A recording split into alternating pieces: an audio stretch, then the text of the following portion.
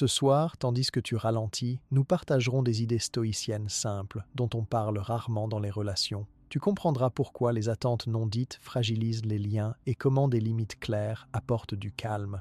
Tu peux t'endormir tranquille, l'essentiel restera avec toi sans effort. Cette nuit, tu es ici parce que quelque chose en toi cherche une réponse. Peut-être traverses-tu une période difficile dans tes relations. Peut-être ressens-tu cette solitude qui persiste même quand tu n'es pas seul. Ou peut-être cherches-tu simplement à comprendre pourquoi les liens que tu tisses avec les autres semblent parfois si fragiles, si compliqués, si différents de ce que tu avais imaginé. Les stoïciens, ces sages de l'Antiquité, comprenaient les relations humaines d'une manière qui défie notre vision moderne.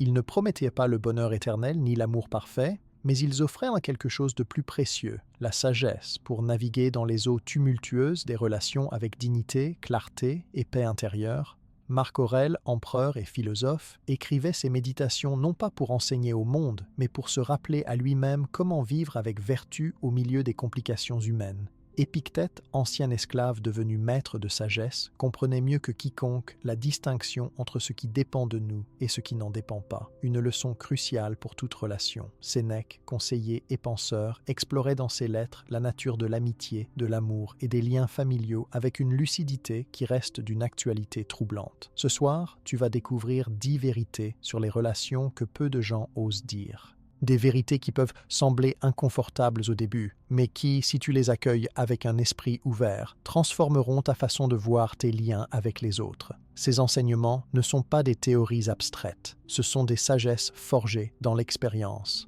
testées par des hommes qui ont connu la trahison, la perte, l'amour et l'amitié dans toute leur complexité.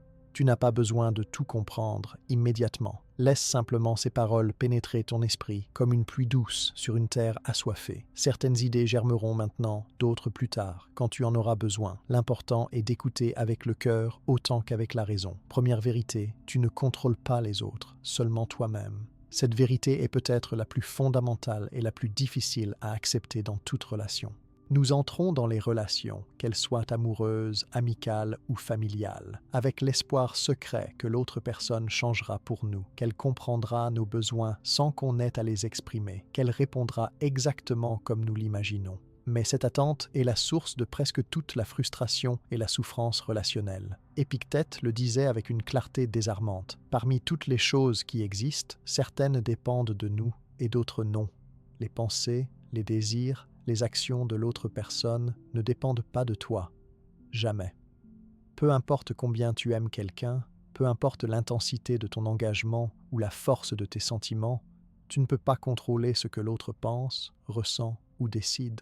Cette réalité peut sembler cruelle, mais elle est en fait profondément libératrice. Imagine un instant que tu passes tes journées à essayer de changer ton partenaire, à attendre qu'il devienne la version de lui-même que tu as en tête, à te battre contre ses habitudes, ses réactions, ses choix. C'est comme essayer de contrôler la direction du vent avec tes mains. Tu t'épuises, tu te frustres, et au final, le vent souffle toujours dans la direction qu'il choisit. La seule chose que tu contrôles véritablement, c'est ta propre réponse. C'est ta capacité à décider comment tu réagis aux actions de l'autre. C'est ton choix de rester ou de partir, de parler ou de te taire, de pardonner ou de maintenir une limite. Marc Aurèle écrivait « Tu as le pouvoir sur ton esprit, pas sur les événements extérieurs. Réalise cela et tu trouveras la force. » Cette force dont il parle n'est pas la capacité de dominer les autres, mais la capacité de te gouverner toi-même avec sagesse. Dans une relation, cela signifie accepter l'autre tel qu'il est véritablement, pas tel que tu voudrais qu'il soit. Cela ne veut pas dire accepter l'inacceptable, les abus ou le manque de respect. Cela signifie reconnaître clairement qui est la personne en face de toi, avec ses qualités et ses défauts, et décider ensuite, en toute conscience, si cette personne correspond à ce que tu cherches dans une relation. Trop souvent, nous tombons amoureux du potentiel de quelqu'un plutôt que de sa réalité. Nous voyons ce qu'il pourrait devenir si seulement il changeait ceci ou cela, si seulement il comprenait, si seulement il faisait un effort. Mais les stoïciens nous rappellent que nous devons travailler avec la réalité, pas avec nos fantasmes.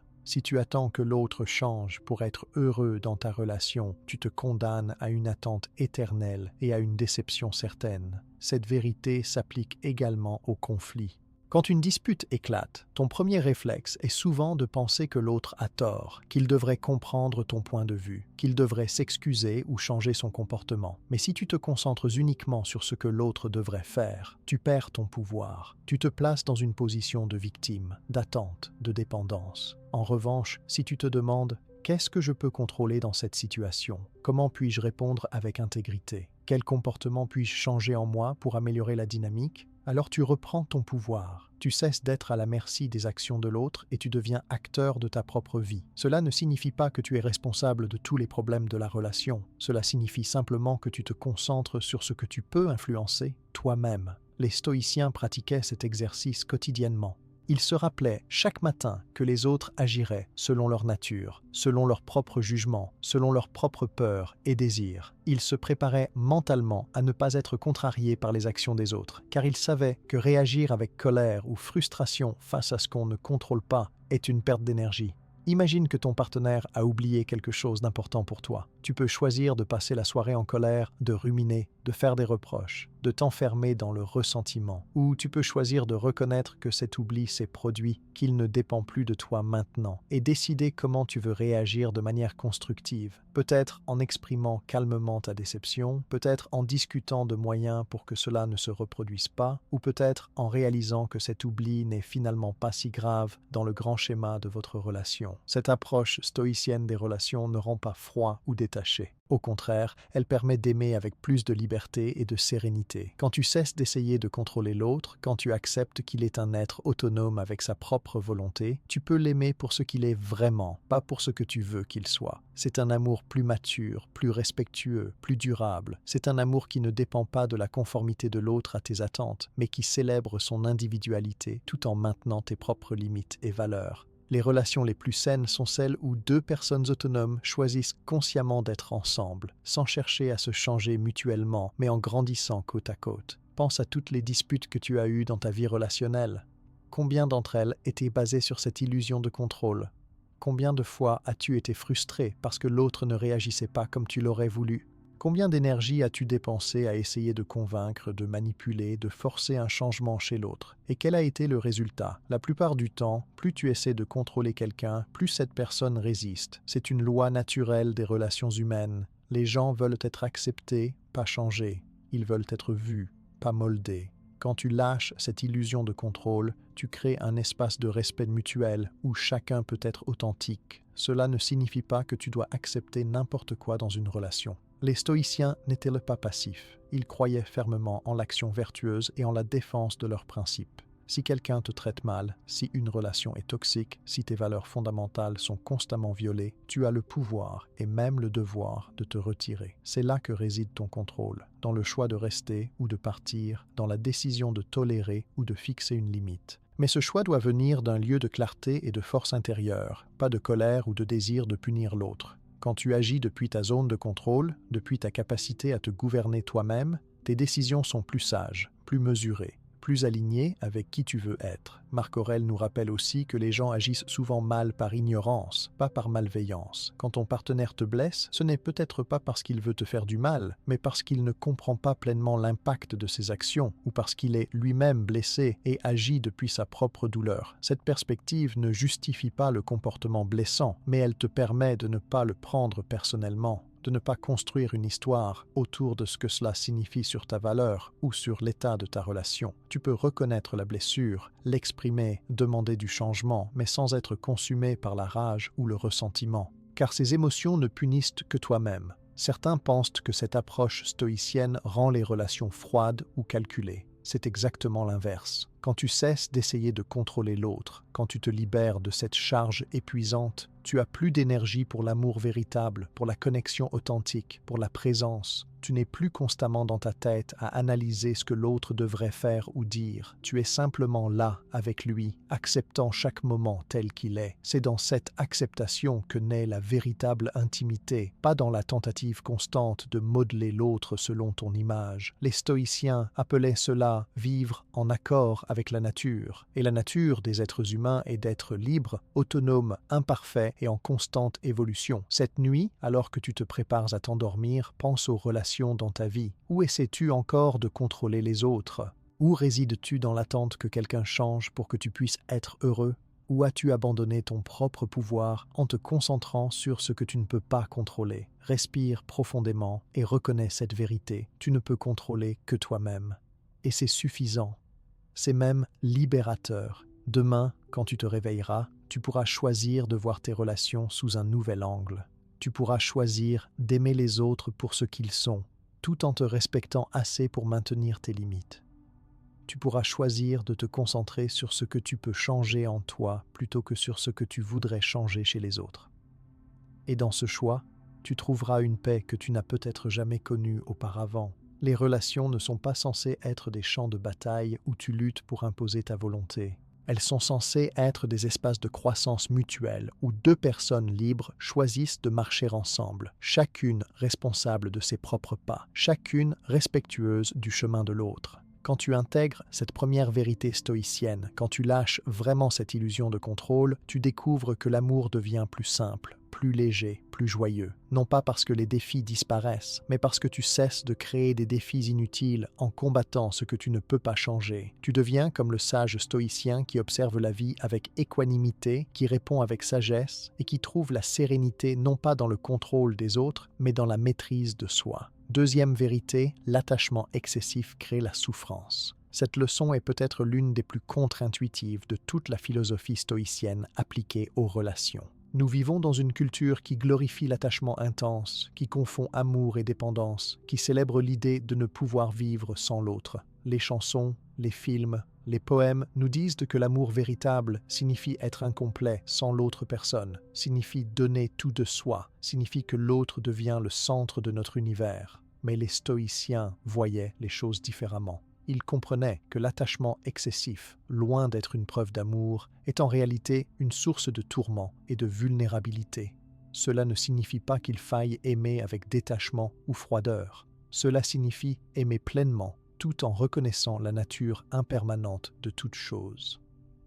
Épictète enseignait à ses disciples que tout ce que nous possédons, y compris les personnes que nous aimons, nous est prêté temporairement par la nature.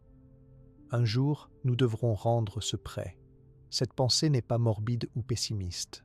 Elle est réaliste et, paradoxalement, elle nous permet d'apprécier nos relations plus profondément. Quand tu comprends que la personne que tu aimes aujourd'hui peut ne plus être là demain, que ce soit à cause d'une rupture, d'un changement ou de la mort, tu apprends à chérir chaque moment présent plutôt que de les tenir pour acquis. Tu cesses de perdre ton temps en disputes mesquines. Tu apprécies la présence de l'autre au lieu de te plaindre de ses imperfections. Cette conscience de l'impermanence, loin de diminuer l'amour, l'enrichit. L'attachement excessif se manifeste de nombreuses façons dans les relations. C'est cette anxiété constante quand tu n'as pas de nouvelles de ton partenaire pendant quelques heures. C'est cette peur panique à l'idée de le perdre qui te pousse à surveiller, à contrôler, à restreindre sa liberté. C'est cette jalousie qui ronge parce que tu as construit ton identité et ton bonheur entièrement autour d'une autre personne. C'est cette incapacité à être seul, à être en paix avec toi-même. Cette sensation que tu n'existes pleinement que dans le regard de l'autre. Tous ces comportements ne viennent pas de l'amour, mais de la peur de l'abandon,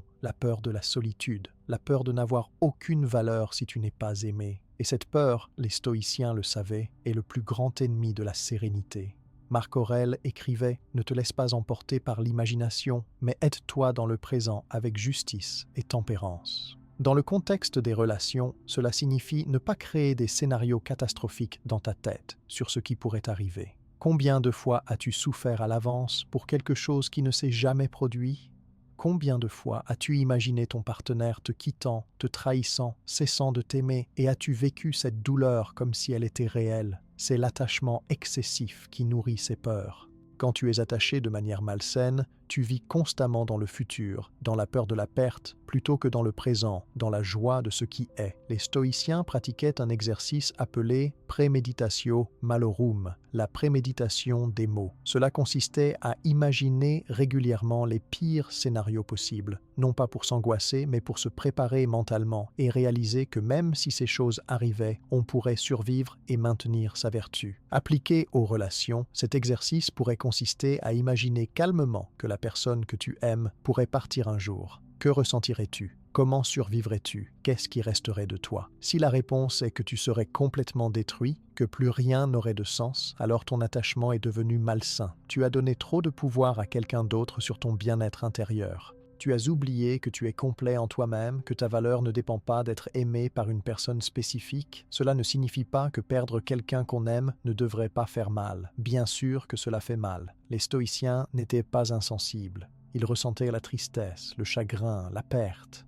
Mais ils ne permettaient pas à ces émotions de les détruire. Ils acceptaient la douleur comme une réponse naturelle à la perte, mais ils ne s'identifiaient pas à elle. Ils ne disaient pas « je suis détruit », mais plutôt « je ressens de la tristesse et c'est normal, cela passera. Je reste intact dans mon être essentiel ». Cette distinction est cruciale. L'attachement excessif transforme la perte en catastrophe identitaire. L'amour stoïcien transforme la perte en une expérience douloureuse mais surmontable qui fait partie de la condition humaine. Sénèque écrivait à propos de son ami qui avait perdu sa femme. Il ne lui disait pas de ne pas pleurer ou de ne pas ressentir de chagrin, il reconnaissait la légitimité de sa douleur, mais il l'encourageait aussi à ne pas s'abandonner complètement à cette douleur, à se rappeler que la mort fait partie de la nature, que nous savions depuis le début que nos êtres chers étaient mortels et qu'il fallait maintenant honorer leur mémoire en continuant à vivre avec dignité et vertu. C'est cette perspective qui permet de traverser les pertes sans être brisé. C'est cette sagesse qui nous permet d'aimer profondément, sans devenir dépendant. Dans les relations quotidiennes, réduire l'attachement excessif signifie maintenir ta propre identité. Cela signifie avoir tes propres amis, tes propres passions, tes propres objectifs qui existent indépendamment de ta relation. Cela signifie ne pas abandonner tout ce qui te définit pour fusionner avec l'autre. Trop souvent, surtout au début d'une relation amoureuse, les gens font l'erreur de tout abandonner, leurs hobbies, leurs amis, leur routine, pour passer chaque instant avec le nouvel amour. Cela crée une dépendance malsaine et, ironiquement, rend la relation moins attirante. Quand tu perds ton individualité, tu deviens moins intéressant pour l'autre et tu te perds toi-même. Les stoïciens valorisaient l'autonomie, la capacité d'être complet en soi-même, tout en choisissant de partager sa vie avec d'autres.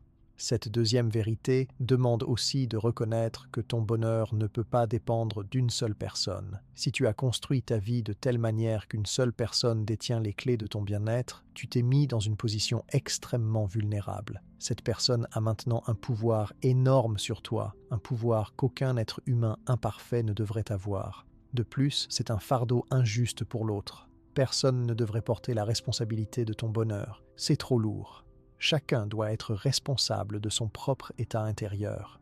Tu peux partager ta joie avec quelqu'un, tu peux enrichir mutuellement vos vies, mais tu ne dois pas dépendre de lui pour ton bonheur fondamental. Ce bonheur doit venir de l'intérieur, de ta capacité à vivre selon tes valeurs, à cultiver la vertu, à être en paix avec toi-même. L'attachement excessif crée aussi des attentes irréalistes. Quand tu es trop attaché, tu attends de l'autre qu'il comble tous tes besoins émotionnels, qu'il soit toujours disponible, qu'il te rassure constamment, qu'il lise dans tes pensées. Mais aucun être humain ne peut être tout pour une autre personne. Chacun a ses limites, ses besoins, ses propres défis. Quand tu comprends cela, quand tu acceptes que l'autre est un être humain imparfait qui fait de son mieux, tu peux relâcher ses attentes étouffantes et apprécier ce que la personne peut donner plutôt que de te focaliser sur ce qu'elle ne peut pas donner. C'est une forme de gratitude qui transforme la relation.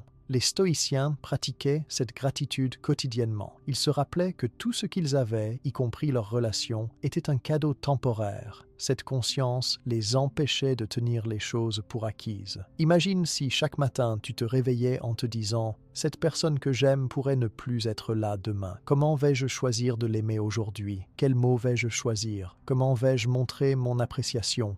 Cette pratique transforme les relations. Tu deviens plus attentif, plus présent, plus aimant. Non pas parce que tu as peur de perdre l'autre, mais parce que tu es pleinement conscient de la préciosité de chaque moment partagé. Réduire l'attachement excessif demande aussi de travailler sur tes peurs sous-jacentes.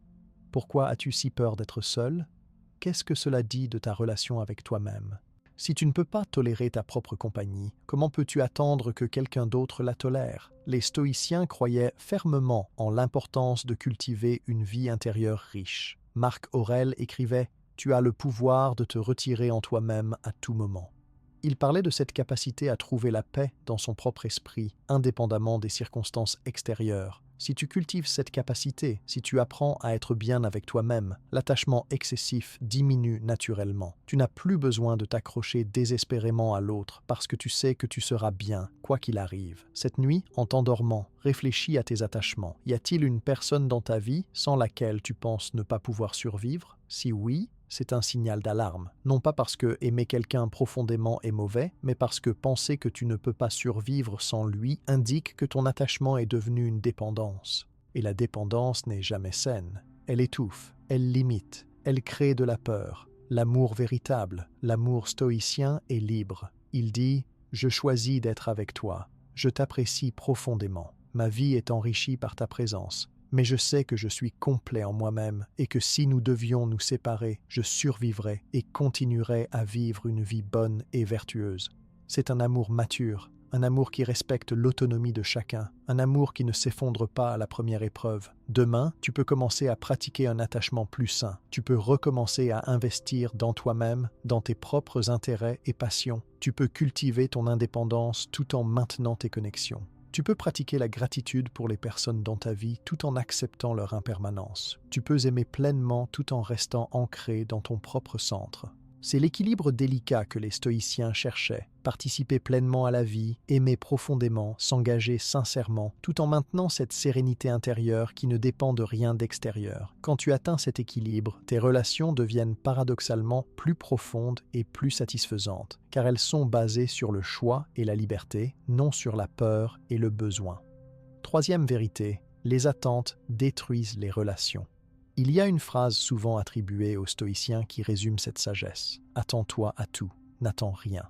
C'est un paradoxe apparent, mais il contient une profonde vérité sur la nature des relations humaines. Nous entrons dans les relations avec des attentes. C'est inévitable. Nous avons des images dans notre tête de ce que devrait être un bon partenaire, un bon ami, un bon parent. Ces images sont formées par notre éducation, notre culture, nos expériences passées et, souvent, par des idéaux irréalistes véhiculés par les médias. Mais la réalité des êtres humains est qu'ils sont complexes, imprévisibles et fondamentalement libres de faire leurs propres choix. Quand nos attentes rigides se heurtent à cette réalité, la déception et le conflit sont inévitables. Marc Aurèle écrivait chaque matin dans ses méditations « Aujourd'hui, je vais rencontrer des gens intrusifs, ingrats, arrogants, malhonnêtes, jaloux et antisociaux. Ils sont ainsi parce qu'ils ne peuvent pas distinguer le bien du mal. » Mais il ne s'arrêtait pas là. Il ajoutait « Mais j'ai vu la beauté du bien et la laideur du mal, et j'ai reconnu que celui qui fait le mal est de la même nature que moi. Donc, je ne peux pas être blessé par eux, car personne ne peut m'impliquer dans la laideur. Je ne peux pas non plus être en colère contre mon parent ou le haïr. » Cette préparation mentale quotidienne était sa façon de gérer les attentes. Il s'attendait à ce que les gens agissent selon leur nature imparfaite, et ainsi il n'était pas constamment déçu ou frustré. Il ne prenait pas leur comportement personnellement. Dans tes relations personnelles, combien de conflits naissent simplement parce que l'autre n'a pas agi comme tu l'attendais? Ton partenaire n'a pas fait cette chose que tu pensais évidente. Ton ami n'a pas réagi de la façon dont tu l'aurais fait à sa place. Un membre de ta famille n'a pas montré l'appréciation que tu espérais. Chacune de ces situations crée de la frustration, de la déception, parfois de la colère. Mais si tu examines honnêtement ces émotions, tu verras qu'elles ne viennent pas de l'action ou inaction de l'autre, mais de l'écart entre ton attente et la réalité. L'autre personne n'a pas forcément fait quelque chose de mal. Elle a simplement agi selon sa propre perspective, ses propres priorités, sa propre compréhension de la situation. Les stoïciens enseignaient que nous devons examiner nos jugements, car ce sont nos jugements sur les événements, pas les événements eux-mêmes, qui créent nos émotions. Si tu attends de ton partenaire qu'il devine tes besoins sans que tu les exprimes et qu'il ne le fait pas, c'est ton attente irréaliste qui crée ta frustration, pas son manque de clairvoyance. Si tu attends de ton ami qu'il soit toujours disponible quand tu as besoin de lui et qu'il a d'autres engagements, c'est ton attente égocentrique qui crée ta déception, pas son manque de loyauté. Quand tu commences à identifier et à questionner tes attentes, tu réalises que beaucoup d'entre elles sont injustes, irréalistes ou non communiquées. La solution n'est pas d'éliminer toutes les attentes. Certaines attentes sont raisonnables et nécessaires. Tu peux légitimement attendre le respect, la fidélité si c'est ce qui a été convenu, l'honnêteté de base, la considération mutuelle. Ce sont des attentes qui définissent les limites d'une relation saine. Mais au-delà de ces fondations, les attentes deviennent souvent des pièges. Tu attends que l'autre te rende heureux. Tu attends qu'il change pour s'adapter à tes besoins. Tu attends qu'il communique exactement comme toi. Tu attends qu'il valorise les mêmes choses que toi au même degré. Ces attentes sont des recettes pour la déception continue. Les stoïciens proposaient une alternative. Remplacer les attentes rigides par des préférences flexibles et une communication claire. Au lieu de dire mentalement « il devrait savoir que j'ai besoin de plus d'affection », tu peux exprimer clairement « j'aimerais plus de moments d'affection entre nous. Pouvons-nous en parler ?» Au lieu d'attendre silencieusement que ton ami te contacte et de te sentir négligé quand il ne le fait pas, tu peux prendre l'initiative et aussi accepter qu'il a sa propre vie avec ses propres préoccupations. Au lieu d'attendre que ton partenaire soit parfait, tu peux apprécier ses qualités tout en acceptant ses défauts, sachant que tu as aussi les tiens. Épictète disait « N'exige pas que les choses arrivent comme tu le souhaites, mais souhaite qu'elles arrivent comme elles arrivent, et tu seras heureux. » Appliqué aux relations, cela signifie accueillir la personne telle qu'elle est, pas telle que tu voudrais qu'elle soit. Cela ne signifie pas tolérer des comportements inacceptables ou abusifs. Cela signifie distinguer entre les imperfections humaines normales et les véritables violations de tes valeurs et limites. Si quelqu'un te manque fondamentalement de respect, ce n'est pas une question d'ajuster tes attentes, c'est une question de reconnaître que cette personne n'est pas compatible avec toi. Mais si quelqu'un exprime son amour différemment de ce que tu imaginais, si quelqu'un a des habitudes qui t'irritent mais qui ne sont pas nuisibles, si quelqu'un a des besoins différents des tiens, ce sont des opportunités pour ajuster tes attentes et pratiquer l'acceptation. Un des exercices stoïciens les plus puissants pour gérer les attentes était la pratique de la vue d'ensemble, de prendre du recul et de voir la situation dans une perspective plus large. Quand tu es frustré parce que ton partenaire a encore laissé ses affaires traîner, prends un moment pour voir la situation dans son ensemble. Dans 10 ans, est-ce que cette habitude aura vraiment de l'importance? Est-ce que cela définit qui il est en tant que personne? Ou est-ce un détail mineur dans le contexte d'une relation qui t'apporte aussi beaucoup de joie et de soutien? Cette perspective aide à relâcher les attentes rigides sur des choses insignifiantes et à se concentrer sur ce qui compte vraiment. Marc Aurèle pratiquait cela constamment. Face à la frustration ou à la déception, il se demandait « Cela empêche-t-il mon action juste? Cela nuit-il à ma capacité d'être vertueux ?» Souvent, la réponse était non. Le comportement des autres, aussi ennuyeux soit-il, ne l'empêchait pas de maintenir sa propre intégrité, sa propre bonté, sa propre sagesse. Quand tu adoptes cette perspective, les attentes non satisfaites perdent leur pouvoir de te perturber. Tu peux dire « Je préférerais que les choses soient différentes, mais elles sont comme elles sont. Cela ne change rien à ma capacité de répondre avec maturité et vertu. » Une autre dimension importante des attentes concerne le futur de la relation elle-même. Beaucoup de gens entrent dans une relation avec un scénario déjà écrit dans leur tête. Ils s'attendent à ce que la relation suive un certain chemin. Rencontre, exclusivité, emménagement ensemble, mariage, enfants, etc. Quand le partenaire ne suit pas ce scénario ou ne le suit pas au rythme attendu, cela crée une tension énorme. Mais chaque personne a son propre rythme, ses propres besoins, ses propres peurs et désirs concernant l'engagement.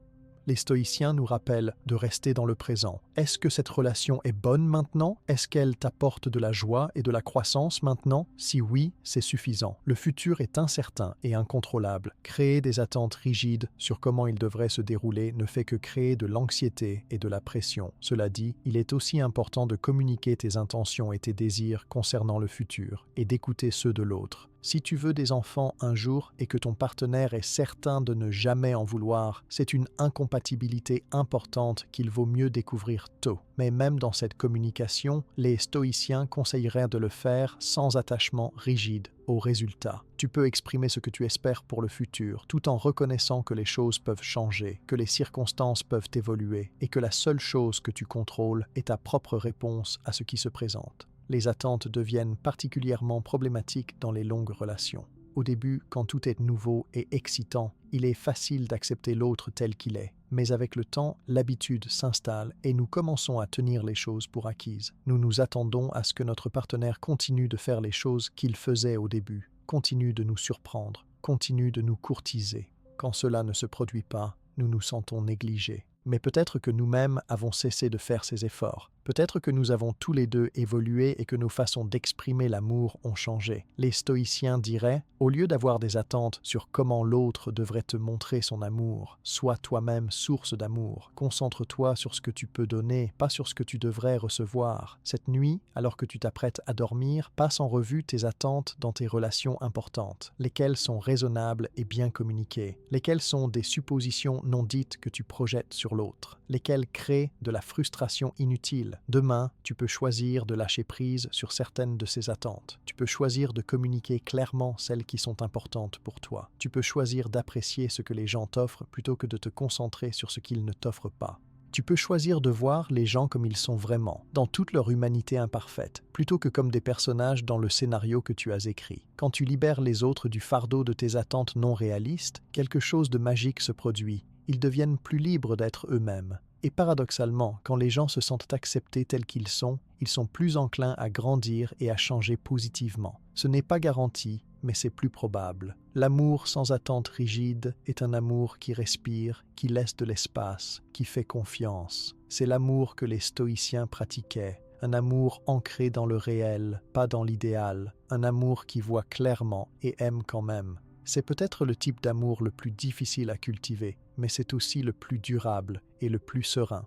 Quatrième vérité, la solitude dans la relation est parfois nécessaire. Dans notre culture moderne, il existe une croyance profondément ancrée que l'intimité véritable signifie tout partager, être constamment ensemble, fusionner nos vies au point où il n'y a plus de frontières entre soi et l'autre.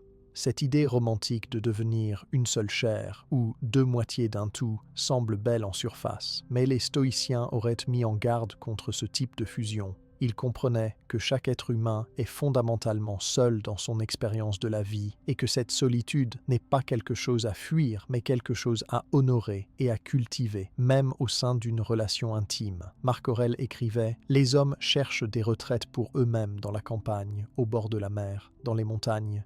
Mais tout cela est du plus vulgaire, puisque tu peux, à n'importe quel moment, te retirer en toi-même, car nulle part un homme ne trouve de plus tranquille et plus libre retraite que dans son âme. Cette retraite intérieure dont parle Marc Aurèle n'est pas seulement une technique de méditation. C'est une reconnaissance que nous avons tous besoin d'un espace intérieur préservé, un sanctuaire où nous pouvons nous ressourcer, réfléchir et nous reconnecter avec nous-mêmes. Dans le contexte d'une relation, cela signifie maintenir un certain degré de solitude, même quand on partage sa vie avec quelqu'un. Cette vérité est souvent difficile à entendre, surtout pour ceux qui sont dans les premières phases d'une relation amoureuse, où le désir de tout partager et d'être constamment ensemble est le plus intense. Mais les stoïciens comprenaient que cette phase initiale, aussi enivrante soit-elle, n'est pas durable. Avec le temps, le besoin de solitude, de silence, d'espace pour soi ressurgit. Et si ce besoin n'est pas reconnu et honoré, il peut créer du ressentiment, de la frustration et un sentiment d'étouffement. Beaucoup de relations se détériorent, non pas parce que les partenaires ne s'aiment plus, mais parce qu'ils n'ont pas su préserver cet équilibre délicat entre intimité et autonomie, entre connexion et solitude. Épictète disait à ses disciples « Si tu veux progresser, abandonne ce genre de raisonnement. Si je néglige mes affaires, je n'aurai rien à vivre. Si je ne punis pas mon serviteur, il deviendra mauvais. Car il vaut mieux mourir de faim, exempt de chagrin et de peur, que de vivre dans l'abondance avec inquiétude. » Bien que ce conseil concerne les affaires matérielles, le principe s'applique aux relations. Il vaut mieux être seul et en paix que d'être constamment avec quelqu'un dans l'anxiété et la dépendance. La solitude choisie, la solitude cultivée avec intention, est une force, pas une faiblesse. C'est le signe d'une personne qui se connaît, qui s'apprécie, qui n'a pas besoin de la validation constante des autres pour se sentir entière. Dans une relation saine, selon la philosophie stoïcienne, deux personnes complètes choisissent de partager leur vie, mais chacune maintient son intégrité individuelle. Cela signifie avoir du temps pour soi, des espaces où l'autre n'entre pas nécessairement. Peut-être que tu as une pratique de méditation matinale qui est sacrée pour toi. Peut-être que tu as besoin d'1 heure de lecture seule chaque jour. Peut-être que tu as un hobby ou une passion que tu pratiques en solo. Ces moments de solitude ne sont pas des menaces pour la relation. Au contraire, ils la nourrissent. Quand tu prends le temps de te ressourcer seul, tu reviens à la relation plus présent, plus patient, plus toi-même. Tu as plus à offrir parce que tu as rempli ton propre réservoir. Pourtant, cette vérité est souvent mal comprise ou mal reçue. Quand un partenaire exprime le besoin d'être seul, l'autre peut le prendre personnellement, se demander ce qu'il a fait de mal, interpréter ce besoin comme un rejet ou un signe que l'amour diminue. Cette réaction vient souvent de l'insécurité, de la croyance que si quelqu'un t'aime vraiment, il voudra toujours être avec toi. Mais c'est une vision immature de l'amour. L'amour mature reconnaît et respecte les besoins individuels de chacun. Il comprend que le désir de solitude n'est pas une critique de l'autre, mais un besoin humain fondamental de se retrouver soi-même. Les stoïciens valorisaient hautement l'introspection et l'examen de conscience. Sénèque avait l'habitude, chaque soir, de passer en revue sa journée, d'examiner ses actions, ses paroles, ses pensées. Il se demandait où il avait agi avec vertu et où il avait échoué. Cette pratique demande de la solitude, du silence, un espace où l'on peut être brutalement honnête avec soi-même sans la présence ou le jugement d'autrui. Dans une relation où il n'y a jamais de solitude, cette pratique devient impossible. On reste en surface, on ne descend jamais dans les profondeurs de soi-même. Et avec le temps, on se perd, on oublie qui on est en dehors du contexte de la relation. Cette perte de soi est l'un des dangers les plus grands des relations où la solitude n'est pas honorée. Tu deviens tellement fusionné avec l'autre que tu ne sais plus quelles sont tes propres opinions, tes propres désirs, tes propres rêves. Tu commences à te définir uniquement en relation à l'autre. Je suis son partenaire, je suis sa moitié, je suis la personne qui fait ceci pour lui. Mais qui es-tu indépendamment de cette relation? Qu'est-ce qui te passionne? Qu'est-ce qui te fait vibrer? Quelles sont tes valeurs profondes? Si tu ne passes jamais de temps seul à explorer ces questions, tu ne peux pas y répondre. Et quand tu ne sais pas qui tu es, tu ne peux pas vraiment être présent dans une relation de manière authentique. Marc Aurèle était un empereur extrêmement occupé, entouré constamment de conseillers, de soldats, de citoyens demandant son attention. Pourtant, il trouvait le temps pour la solitude, pour l'écriture, pour la réflexion. Ses méditations sont le fruit de ces moments de solitude. Si même un empereur pouvait créer cet espace pour lui-même, nous aussi nous le pouvons, quelle que soit notre situation. Il ne s'agit pas forcément de longues retraites en montagne, parfois c'est simplement 20 minutes de marche seule, ou 1 heure avant que les autres se réveillent, ou un soir par semaine dédié à ses propres intérêts. L'important est l'intention, la reconnaissance que cette solitude est sacrée et nécessaire. Dans le contexte des relations, communiquer ce besoin de solitude est crucial. Si tu disparais simplement sans explication, ton partenaire risque de mal interpréter. Mais si tu dis clairement et avec amour « J'ai besoin d'un peu de temps pour moi ce soir, pas parce que je suis fâché ou parce que je ne veux pas être avec toi, mais parce que j'ai besoin de me ressourcer », la plupart des gens comprendront et respecteront ce besoin. Et si ton partenaire ne peut absolument pas tolérer que tu aies besoin de solitude, si chaque moment où tu n'es pas avec lui crée de la jalousie ou du ressentiment, c'est un signal d'alarme sur la santé de la relation. C'est un signe d'attachement malsain et de codépendance. Les stoïciens enseignaient aussi que la solitude nous prépare à la perte. Si ton bonheur dépend de la présence constante de l'autre, que se passe-t-il quand cette personne n'est plus là, que ce soit temporairement à cause d'un voyage ou définitivement à cause d'une séparation ou de la mort? Tu es complètement perdu. Mais si tu as cultivé ta capacité à être bien seul, si tu as maintenu ton identité et tes sources de joie indépendantes, tu peux traverser ces périodes difficiles avec plus de résilience. Ce n'est pas du pessimisme ou une préparation à l'échec, c'est du réalisme et une forme de protection de ton bien-être intérieur. Parlons aussi de la qualité du temps ensemble quand la solitude est respectée. Paradoxalement, quand les partenaires ont du temps séparé pour poursuivre leurs propres intérêts et se ressourcer, le temps qu'ils passent ensemble devient plus riches. Ils ont des choses à se raconter. Ils ne tiennent pas l'autre pour acquis. Ils choisissent activement d'être ensemble plutôt que d'être ensemble par défaut ou par habitude. L'absence, même brève et choisie, crée de l'appréciation. Les stoïciens comprenaient cela intuitivement. Ils savaient que trop de n'importe quoi, même d'une bonne chose, peut devenir étouffant. Il y a aussi différents types de solitude au sein d'une relation. Il y a la solitude physique, être littéralement seul dans un espace, mais il y a aussi la solitude émotionnelle ou mentale, la capacité de garder certaines pensées, certains sentiments pour soi, de ne pas tout déverser sur son partenaire. Les stoïciens croyaient en l'examen de ses pensées avant de les exprimer. Tous les jugements, toutes les émotions passagères n'ont pas besoin d'être partagées. Parfois, il est sage de prendre du recul intérieurement, d'observer ce que tu ressens, de le traiter d'abord en toi-même avant de décider s'il est utile ou nécessaire de le communiquer. Cette nuit, Réfléchis à ta relation avec la solitude. La crains-tu? La fuis-tu en cherchant constamment la compagnie des autres? Ou l'apprécies-tu comme un espace sacré de ressourcement? Si tu es en relation, as-tu maintenu cet espace pour toi-même? Ou as-tu progressivement abandonné ton identité individuelle au profit de l'identité de couple? Demain, tu peux commencer à récupérer cet espace si tu l'as perdu. Tu peux communiquer ton besoin de solitude à ton partenaire avec clarté et amour. Tu peux recommencer à faire les choses qui te nourrissent individuellement. Et si tu n'es pas en relation actuellement, tu peux utiliser cette période pour cultiver une relation profonde et satisfaisante avec toi-même, sachant que c'est la fondation de toutes les futures relations saines. La solitude n'est pas l'ennemi de l'intimité, elle en est le complément nécessaire. Comme la respiration, nous avons besoin d'inspirer et d'expirer, de nous connecter et de nous retirer, d'être avec et d'être seul. Les stoïciens avaient compris ce rythme naturel. Ils ne fuyaient pas le monde ni les relations. Beaucoup d'entre eux étaient mariés, avaient des enfants, des amis proches. Mais ils maintenaient aussi leur citadelle intérieure, cet espace où personne d'autre ne pouvait entrer, où ils étaient seuls avec leurs principes, leurs valeurs, leur conscience. C'est dans cet espace que se forge le caractère. C'est dans cet espace que tu restes toi-même, peu importe qui entre ou sort de ta vie. Cinquième vérité, l'amour véritable est un choix rationnel, pas seulement une émotion.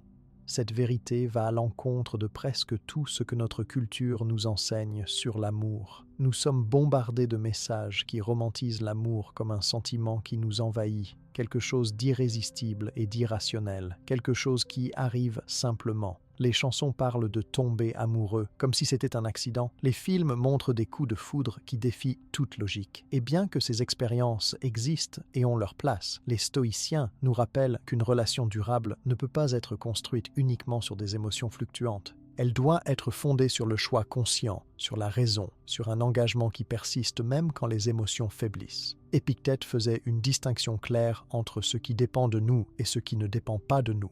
Les émotions initiales, ce frisson quand tu rencontres quelqu'un de nouveau, cette excitation, cette attirance, ces sentiments ne dépendent pas entièrement de ta volonté. Ils surgissent spontanément. Mais ce que tu fais avec ces sentiments, comment tu choisis d'agir, si tu décides de poursuivre une relation avec cette personne, comment tu te comportes au quotidien dans cette relation, tout cela dépend de toi. C'est dans ce domaine de choix que réside l'amour véritable, selon les stoïciens. L'amour authentique n'est pas seulement un sentiment, c'est une décision quotidienne d'agir avec bienveillance, respect, patience et engagement envers une autre personne.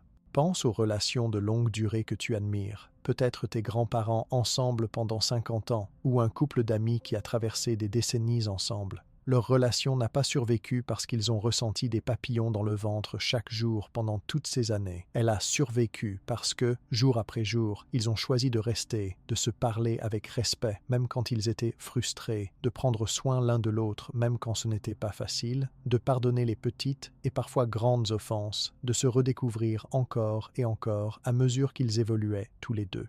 C'est cela, l'amour stoïcien. C'est un engagement de la volonté autant que du cœur.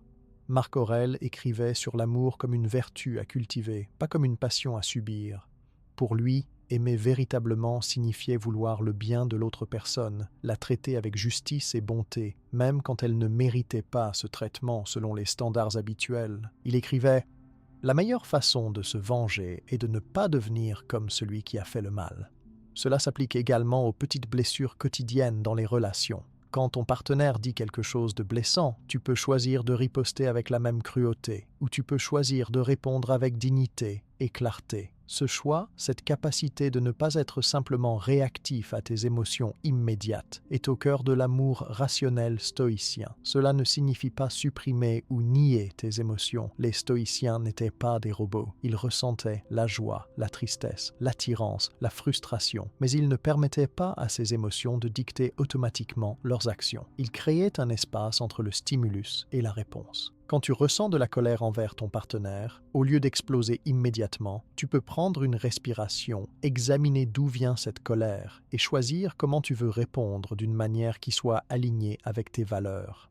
Peut-être que tu vas exprimer ta frustration, mais de façon constructive. Peut-être que tu vas réaliser que ta colère vient de quelque chose qui n'a rien à voir avec ton partenaire et que tu la projettes sur lui. Cette pause, cette réflexion, c'est l'espace de la liberté et du choix. Sénèque écrivait longuement sur l'amitié et l'amour dans ses lettres à Lucilius. Il distinguait l'amitié superficielle basée sur l'utilité ou le plaisir de l'amitié profonde basée sur la vertu partagée. Pour lui, les vraies amitiés et les vraies relations amoureuses sont celles où les deux personnes s'encouragent mutuellement à devenir meilleures, où elles partagent des valeurs fondamentales, où elles se soutiennent dans la poursuite de la sagesse et de la vertu. Ce type d'amour n'est pas aveugle. Il voit clairement les défauts de l'autre, mais choisit d'aimer quand même, choisit de soutenir la croissance de l'autre, choisit d'être patient avec les imperfections tout en maintenant des standards élevés de comportement mutuel. L'amour comme choix rationnel signifie aussi choisir avec qui tu entres en relation. Notre culture glorifie l'idée que l'amour peut tout surmonter, que si tu aimes quelqu'un assez fort, les incompatibilités fondamentales n'ont pas d'importance.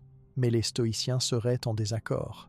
Ils diraient qu'il est sage de choisir un partenaire dont les valeurs fondamentales s'alignent avec les tiennes, quelqu'un qui traite les autres avec respect, quelqu'un qui montre du caractère et de l'intégrité. Oui, l'attirance physique et émotionnelle compte, mais elle ne devrait pas être le seul critère, ni même le critère principal. La question rationnelle à se poser est: cette personne m'aide-t-elle à devenir une meilleure version de moi-même? Est-ce que je deviens plus patient, plus généreux, plus sage en sa présence? Ou est-ce que je deviens plus anxieux, plus petit, plus éloigné de mes valeurs? Il y a une histoire dans les écrits stoïciens à propos d'un homme qui était follement épris d'une femme qui le traitait mal. Ses amis lui demandaient pourquoi il restait. Il répondait « mais je l'aime ». Épictète, entendant cela, aurait dit: tu confonds attachement passionnel et amour véritable. L'amour véritable ne te diminue pas. Il ne t'humilie pas. Si tu choisis de rester avec quelqu'un qui te traite mal, ce n'est pas par amour, c'est par peur, dépendance ou habitude.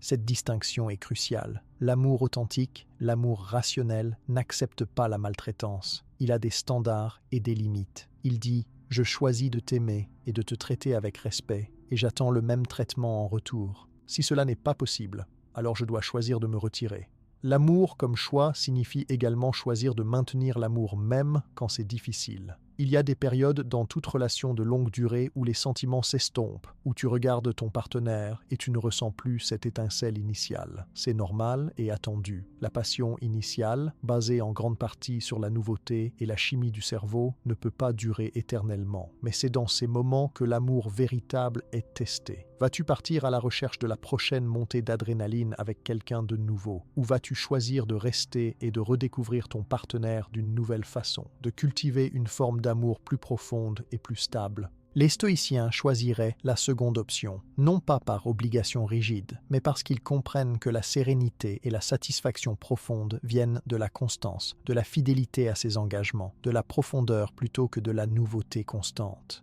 Cette approche de l'amour demande de la maturité émotionnelle. Elle demande de sortir du mode réactif où tu es simplement ballotté par tes émotions et d'entrer dans le mode réflexif où tu es conscient de tes émotions, mais tu choisis tes actions selon tes principes. C'est plus difficile, certainement. Il est plus facile de dire « je ne me sens plus amoureux, donc je pars » que de dire « je ne ressens plus l'intensité du début, mais je choisis de rester et de travailler à raviver notre connexion parce que j'ai pris un engagement et que cette personne mérite cet effort. » Bien sûr, il y a des situations où partir est la bonne décision.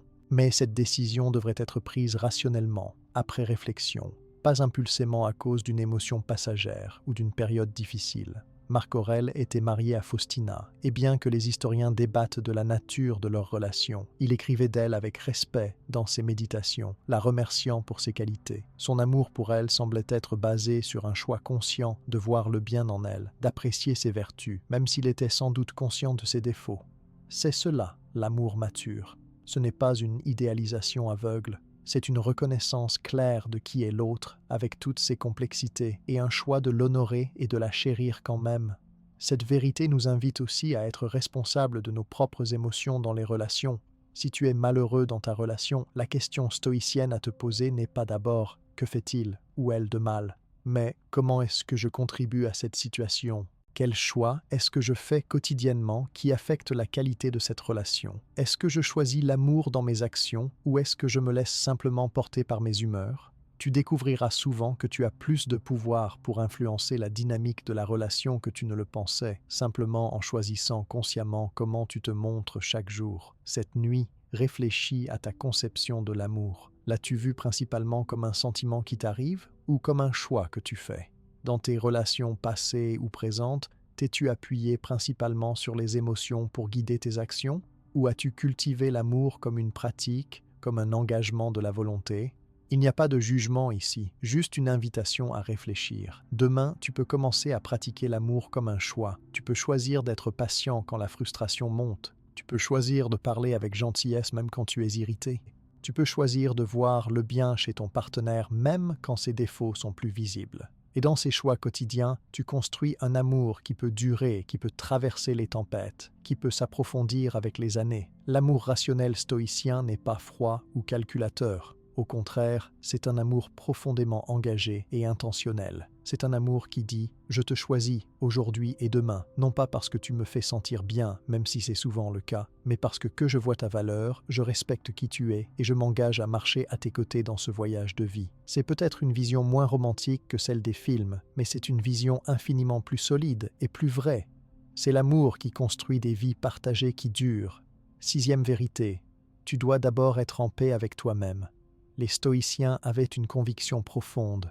Tu ne peux pas donner ce que tu n'as pas. Si tu n'as pas la paix intérieure, tu ne peux pas apporter la paix dans tes relations. Si tu ne t'aimes pas toi-même, tu ne peux pas vraiment aimer quelqu'un d'autre de manière saine. Si tu es en conflit constant avec toi-même, ce conflit se manifestera inévitablement dans tes relations avec les autres. Cette vérité est peut-être l'une des plus difficiles à entendre, surtout quand nous entrons dans les relations en espérant que l'autre personne nous appréciera, réparera ou comblera le vide que nous ressentons en nous-mêmes. Mais cette attente est non seulement injuste pour l'autre, elle est aussi vouée à l'échec. Marc Aurèle écrivait « Nulle part un homme ne trouve de retraite plus paisible et plus tranquille que dans son propre âme. » Ce qu'il voulait dire, c'est que la véritable paix ne se trouve pas dans les circonstances extérieures, pas même dans une relation amoureuse parfaite. Elle se trouve à l'intérieur, dans ta propre capacité à te comprendre, à t'accepter, à te gouverner selon des principes clairs. Si tu n'as pas cultivé cette paix intérieure, tu seras toujours à la recherche de quelque chose à l'extérieur pour te la donner. Et dans les relations, cela se traduit par une dépendance malsaine où tu places ton bien-être émotionnel entièrement entre les mains d'une autre personne.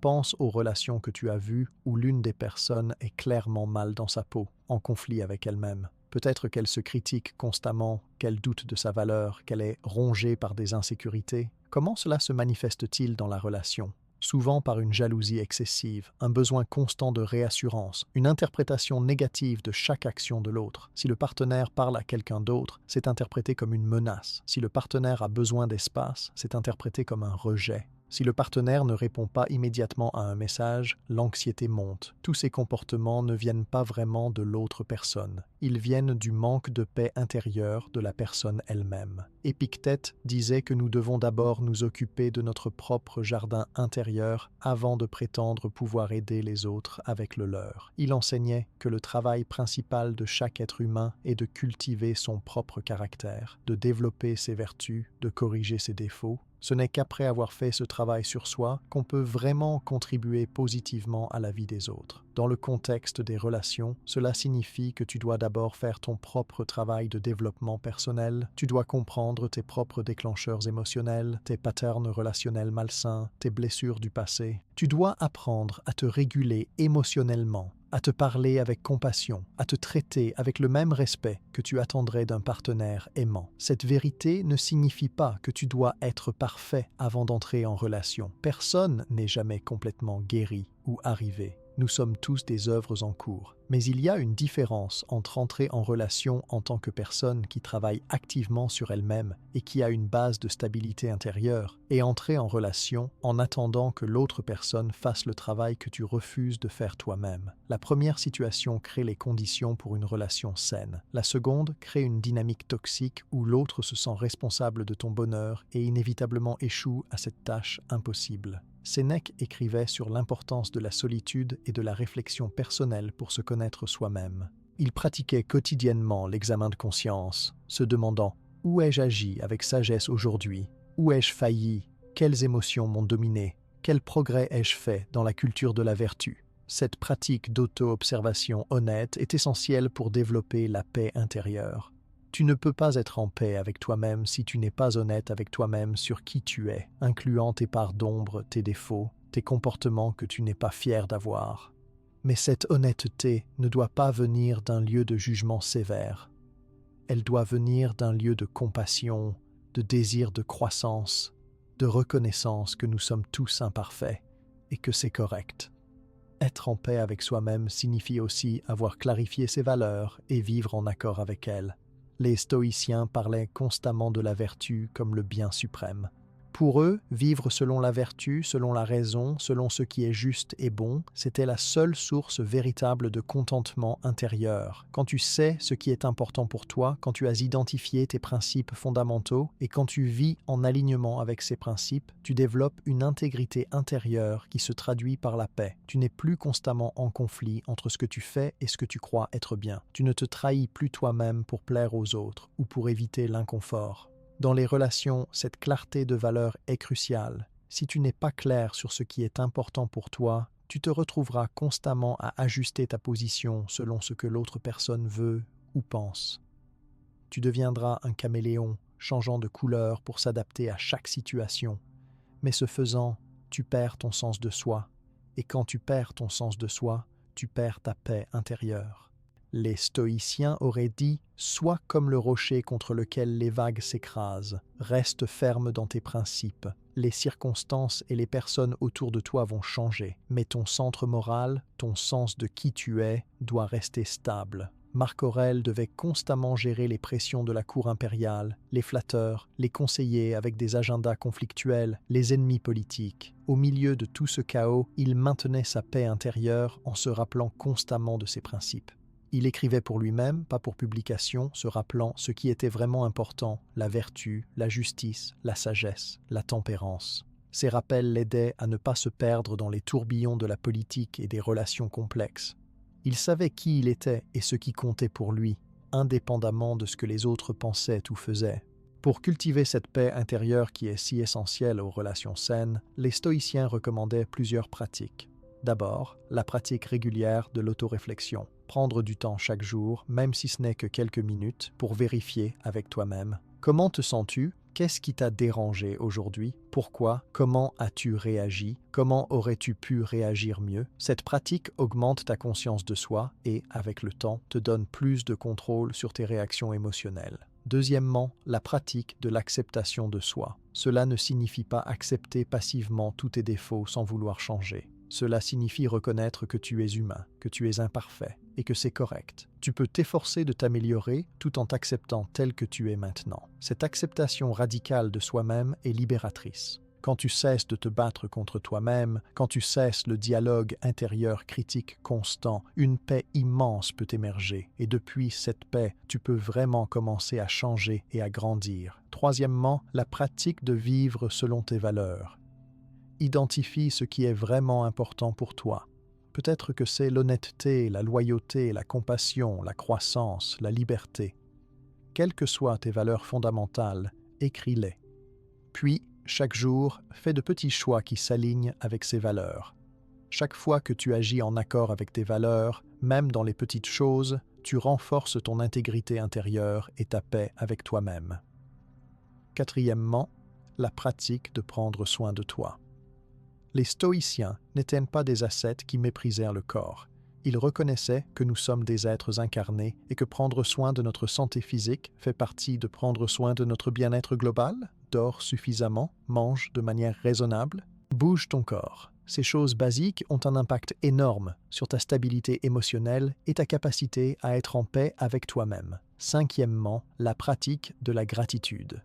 Les stoïciens pratiquaient régulièrement l'exercice de se rappeler de ce pourquoi ils étaient reconnaissants, même les choses les plus simples. Cette pratique combat la tendance naturelle de l'esprit à se focaliser sur ce qui manque ou ce qui ne va pas. Quand tu cultives la gratitude, tu développes un contentement intérieur qui ne dépend pas des circonstances extérieures. Cette nuit, examine honnêtement ta relation avec toi-même Es-tu en paix avec qui tu es ou es-tu en conflit constant, te critiquant, doutant de ta valeur, cherchant à l'extérieur ce que tu n'as pas trouvé à l'intérieur? Si tu es dans une relation, as-tu attendu de l'autre personne qu'elle te donne la paix que tu n'as pas cultivée en toi-même? Si c'est le cas, ce n'est pas trop tard. Tu peux commencer dès maintenant à faire le travail. Tu peux commencer à développer cette paix intérieure qui est la fondation de toutes les relations saines et satisfaisantes.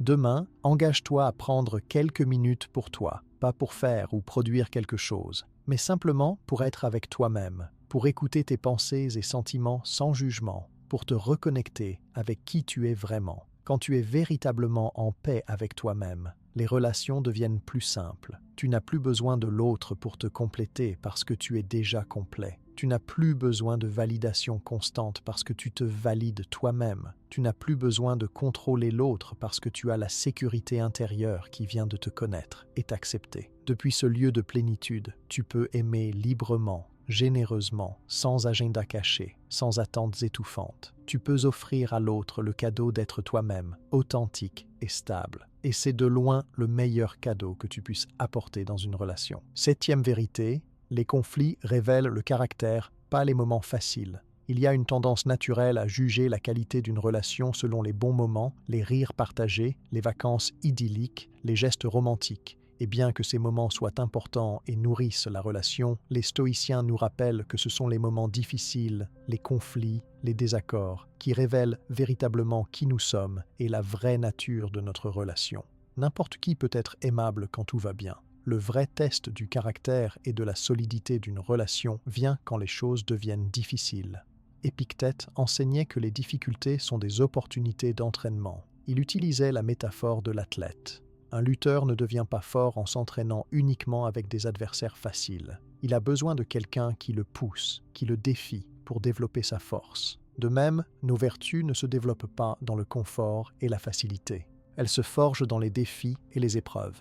Dans les relations, cela signifie que les conflits, bien que désagréables, sont des moments précieux.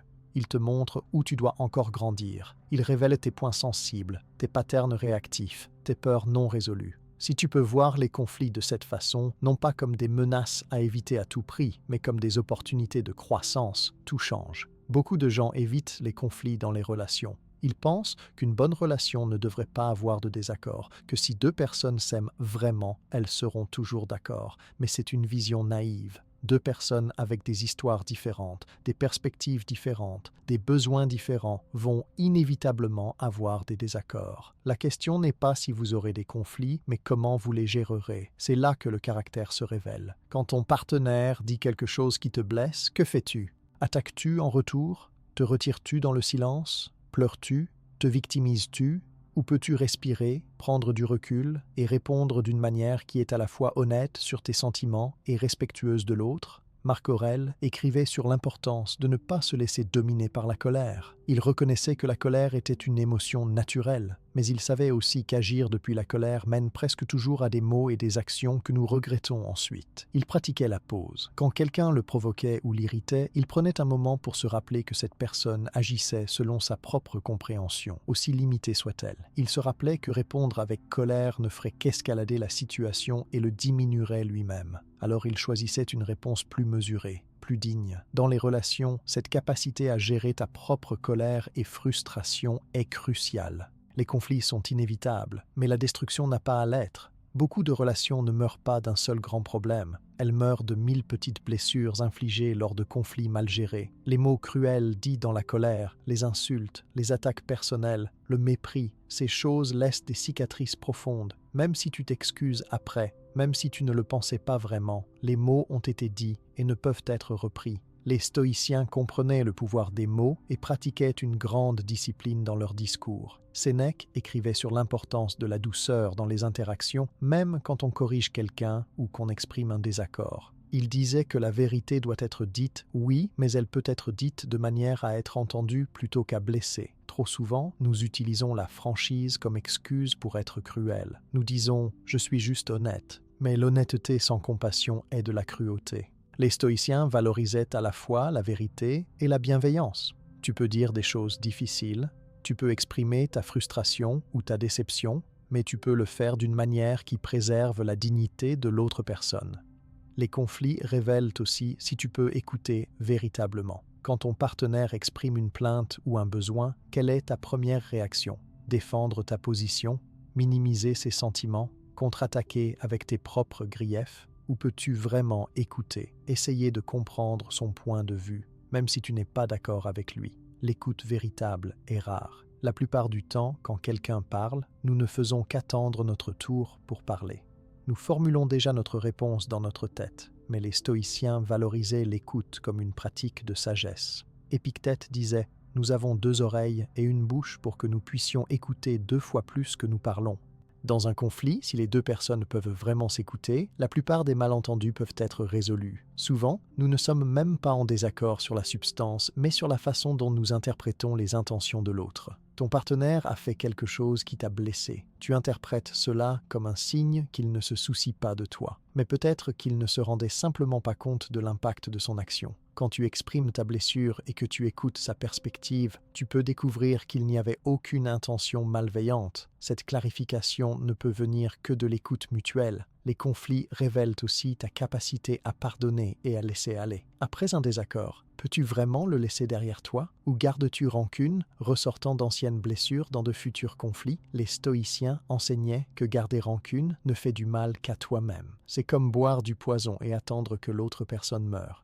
Marc Aurèle écrivait « La meilleure vengeance est de ne pas ressembler à celui qui a fait le mal ». Quand quelqu'un te blesse, tu as le choix de devenir amer et vindicatif ou de maintenir ta propre intégrité et ta paix intérieure en pardonnant et en avançant. Le pardon stoïcien n'est pas une faiblesse. Ce n'est pas dire que ce qui s'est passé était acceptable. C'est reconnaître ce qui s'est passé, peut-être établir des limites pour que cela ne se reproduise pas, mais ensuite laisser aller le ressentiment parce qu'il ne te sert pas. Le ressentiment te garde prisonnier du passé. Le pardon te libère pour vivre dans le présent. Dans les relations à long terme, cette capacité à pardonner les petites et parfois grandes offenses est essentielle. Personne n'est parfait. Ton partenaire va t'offenser, te décevoir, te blesser parfois, et tu feras de même. Si vous ne pouvez pas pardonner et recommencer, la relation s'alourdit progressivement du poids de toutes les blessures accumulées jusqu'à ce qu'elles soient insupportables.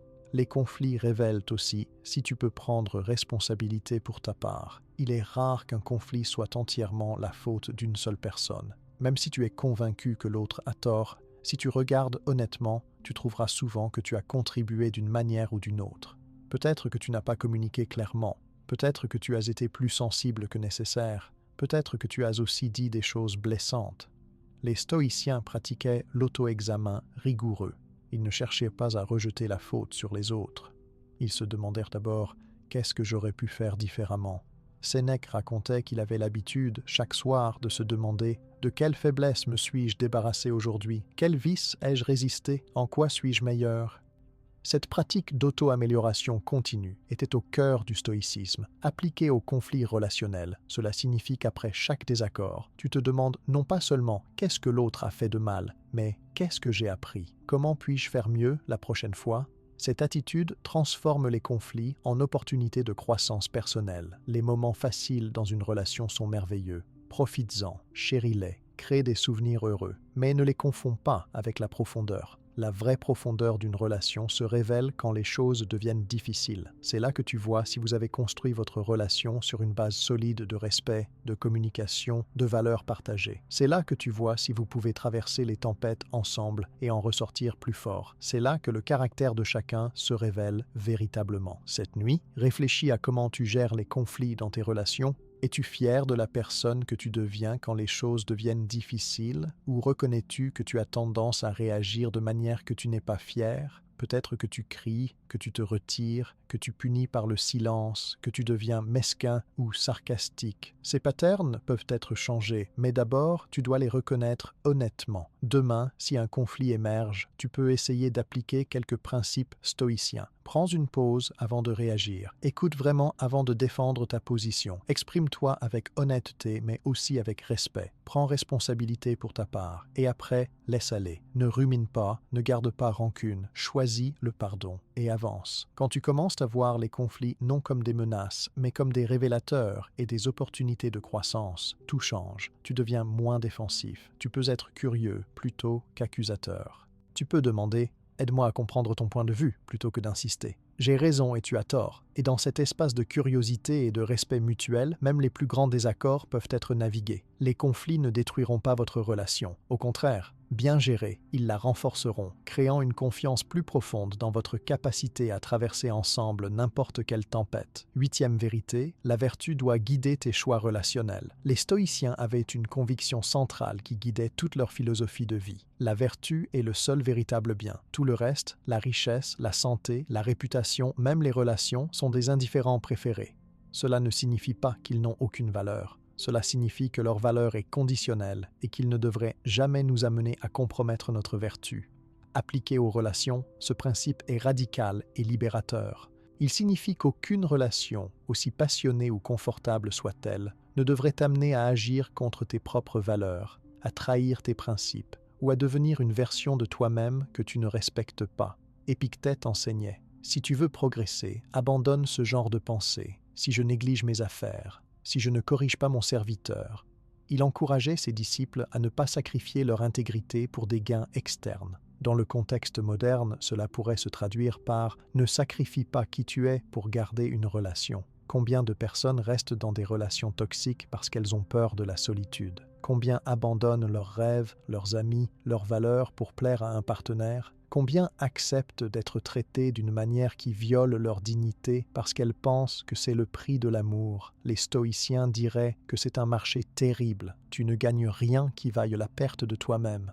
Marc Aurèle écrivait dans ses méditations qu'il devait constamment se rappeler de rester fidèle à lui-même au milieu des pressions de la cour impériale. Les gens l'adulaient, le manipulaient, essayaient de l'influencer pour leur propre gain. Il devait sans cesse se demander « Est-ce que cette action est conforme à mes principes ? Est-ce juste? Est-ce sage ?» Il refusait de sacrifier son intégrité même quand cela aurait été politiquement avantageux. Cette même discipline peut et doit être appliquée dans nos relations personnelles. Les questions à te poser sont: est-ce que cette relation m'aide à devenir une meilleure personne? Est-ce que je deviens plus vertueux, plus sage, plus compatissant en étant avec cette personne? Ou est-ce que je compromets mes valeurs? Est-ce que je deviens quelqu'un que je ne reconnais pas? La vertu stoïcienne se compose de 4 qualités principales: la sagesse, le courage, la justice et la tempérance. Examinons comment chacune de ces vertus s'applique aux relations.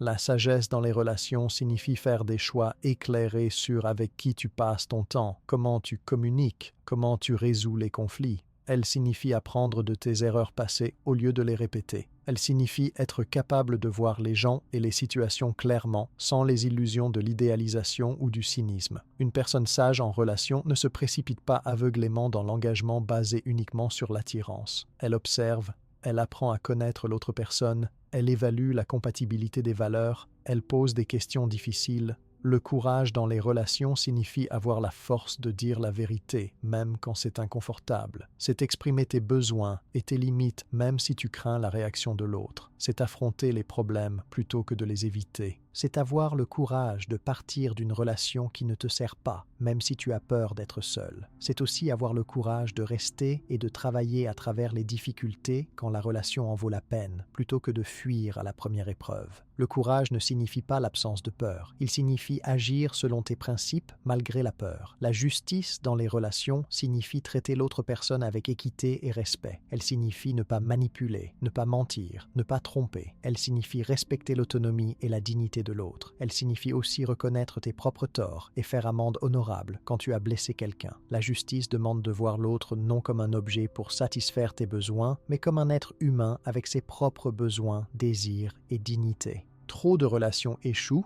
parce que l'une ou les deux personnes traitent l'autre injustement, prenant plus qu'elle ne donne, demandant sans offrir, critiquant sans reconnaître leurs propres défauts. La tempérance dans les relations signifie la modération, l'équilibre, ne pas être excessif dans tes demandes ou tes réactions. Elle signifie ne pas être submergé par la jalousie, la possessivité ou la passion au point de perdre ton jugement. Elle signifie maintenir un équilibre sain entre la relation et les autres aspects de ta vie, tes amis, ta famille, ton travail, tes passions personnelles. La tempérance te protège contre la codépendance, contre la perte de toi-même dans la relation, contre les extrêmes émotionnels qui créent le drame et l'instabilité. Quand tu utilises ces 4 vertus comme boussole dans tes relations, tes décisions deviennent plus claires. Face à un choix relationnel difficile, tu peux te demander: quelle est la réponse sage? Quelle est la réponse courageuse? Quelle était la réponse juste? Quelle est la réponse tempérée? Souvent, ces questions te guideront vers une voie d'action qui, bien que peut-être difficile à court terme, est clairement la bonne à long terme. Par exemple, tu es dans une relation où tu es constamment critique et manqué de respect. La sagesse te dit que ce n'est pas acceptable. Le courage te donne la force d'en parler ou de partir. La justice te rappelle que tu mérites d'être traité avec dignité. Et la tempérance t'empêche de réagir avec une rage excessive ou de prendre des décisions impulsives. Sénèque écrivait longuement sur l'amitié et insistait sur le fait que les vraies amitiés sont basées sur la vertu mutuelle. Il disait que tu devrais choisir des amis qui t'élèvent, qui partagent tes valeurs, qui t'encouragent à être meilleur, et tu devrais être ce type d'amis pour les autres. Cette même logique s'applique aux relations amoureuses. Le partenaire idéal n'est pas nécessairement celui qui est le plus attirant ou le plus excitant. C'est celui qui partage tes valeurs fondamentales, qui respecte ta vertu et qui t'encourage à vivre selon tes principes. Avec une telle personne, tu peux construire une vie qui a du sens et de la profondeur. Mais que faire si tu es déjà dans une relation où il y a un décalage de valeurs? C'est une question difficile. Les stoïciens diraient d'abord d'essayer d'influencer positivement l'autre par ton propre exemple. Ne prêche pas, ne juge pas. Ne critique pas constamment, mais vis selon tes valeurs si clairement et si paisiblement que cela inspire l'autre. Parfois, cela fonctionne. Parfois, voir quelqu'un vivre avec intégrité et sérénité amène les autres à vouloir la même chose. Mais parfois, ça ne fonctionne pas. Parfois, l'autre personne est sur un chemin très différent et aucun montant d'influence positive ne peut combler le fossé fondamental entre vos valeurs. Dans ce cas, les stoïciens conseilleraient de reconnaître honnêtement cette incompatibilité et, si elle est vraiment fondamentale, de se séparer avec respect et dignité. Il est important de distinguer ici entre les différences superficielles et les différences de valeurs fondamentales. Si ton partenaire aime le football et toi pas, ce n'est pas un problème de valeur. Si ton partenaire est introverti et toi extraverti, ce n'est pas un problème de valeur. Ce sont des différences de personnalité et de préférence qui peuvent être accommodées et même être complémentaires. Mais si ton partenaire pense que mentir est acceptable quand c'est convenient et toi tu valorises l'honnêteté absolue, c'est un problème de valeur. Si ton partenaire est profondément égoïste et toi tu valorises la générosité et le service aux autres, c'est un problème de valeur. Ces différences fondamentales créent des frictions constantes et rendent très difficile la construction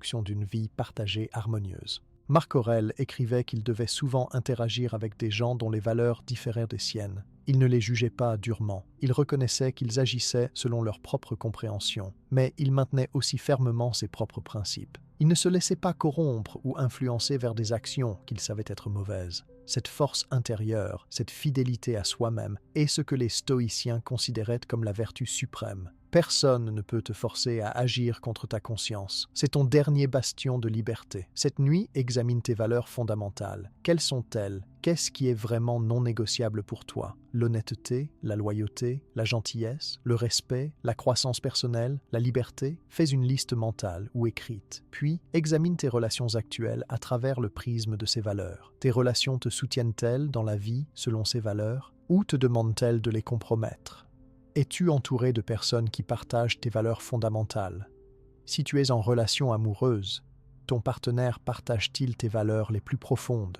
S'il y a un décalage majeur, c'est important de le reconnaître honnêtement. Demain, engage-toi à laisser la vertu guider tes choix relationnels. Cela pourrait signifier avoir une conversation difficile avec quelqu'un sur tes limites. Cela pourrait signifier te retirer d'une amitié ou d'une relation qui te tire vers le bas. Cela pourrait signifier simplement être plus conscient de comment tu te comportes dans tes interactions, t'assurant que tu agis avec sagesse, courage, justice et tempérance. Quand tu laisses la vertu être ta boussole, les choix deviennent plus clairs. Tu n'es plus ballotté par les émotions du moment ou les pressions sociales. Tu as un nord vrai vers lequel naviguer. Les stoïciens promettaient que vivre selon la vertu mène à la eudaimonia, souvent traduit comme bonheur, mais mieux compris comme épanouissement ou vie bonne. Ce n'est pas une promesse de plaisir constant ou de facilité. C'est une promesse que tu vivras avec intégrité, que tu pourras te regarder dans le miroir avec fierté, que tu auras la paix intérieure qui vient de savoir que tu as fait ce qui était juste. Et dans les relations, cette intégrité crée une base solide. Quand deux personnes sont engagées à vivre avec vertu, quand elles se tiennent mutuellement responsables des standards élevés,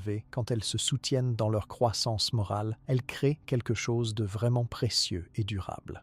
9e vérité, accepter l'impermanence de toute relation. Cette vérité est peut-être la plus difficile à accepter émotionnellement, même si intellectuellement nous savons tous qu'elle est vraie. Toute relation, aussi solide et aimante soit-elle, est temporaire. Cela finira un jour, que ce soit par une rupture, un éloignement naturel ou la mort. Les stoïciens ne disaient pas cela pour être morbides ou pour décourager l'amour. Ils le disaient parce que c'est la réalité, et refuser de reconnaître la réalité ne fait que créer plus de souffrance. Quand tu acceptes véritablement l'impermanence, quelque chose de paradoxal se produit. Au lieu de profiter moins de tes relations, tu en profites plus pleinement.